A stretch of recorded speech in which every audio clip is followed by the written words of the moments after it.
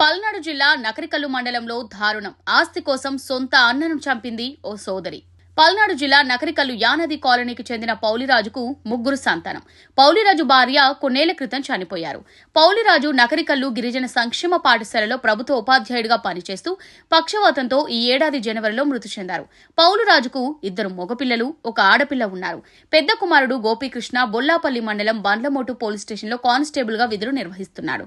రెండో సంతానం కుమార్తె కృష్ణవేణి పెళ్లి భర్తను వదిలి పుట్టింట్లో ఉంటుంది.